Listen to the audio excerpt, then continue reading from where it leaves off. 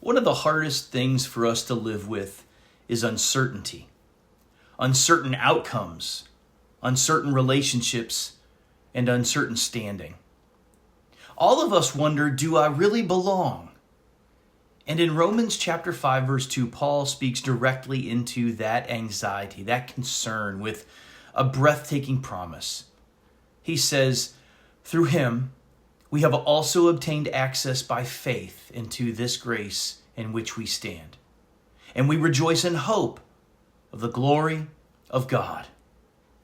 Now notice first what Paul says about our standing. Because we are justified by faith in Jesus Christ. Now what that means is we've been put back into a right relationship with God. Because of that, we don't merely receive forgiveness. We are brought into grace. And this grace is not a moment we pass through. It's a position in which we now stand. And that word, stand, matters. Standing implies stability, permanence, and security. We're not balancing on a spiritual tightrope. We're not standing on probation.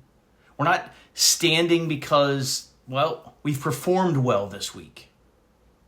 We stand in grace because Christ opened the way. Now, Paul says we also have access.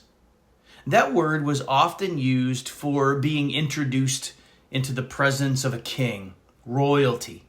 And on our own, we would never dare approach God. But through Jesus, through his life and death and resurrection, we are welcomed in, but not as intruders, but as beloved children. You know what this means is our relationship with God is not sustained by your consistency, but by Christ's sufficiency. Now, notice the second half of the verse when he says, we rejoice in the hope of the glory of God.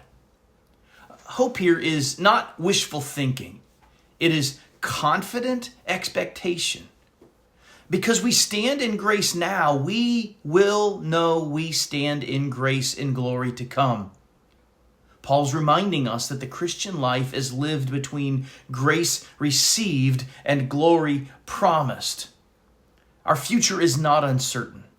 The same grace that holds us today is carrying us toward the future where we will fully share in the glory of God. We'll be restored, we'll be renewed, and we'll be made whole. And this should change how we face today. When you feel weak, remember you stand in grace. When you fail, remember you stand in grace. When circumstances shake you, remember you stand in grace.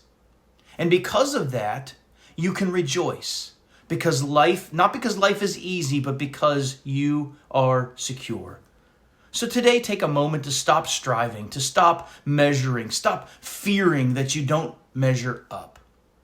If your faith is in Christ, you already stand where you most need to stand, and that is in the grace of God. And that grace gives you every reason to lift your eyes, to steady your heart, to rejoice in hope, because God will not fail. I'll see you next time.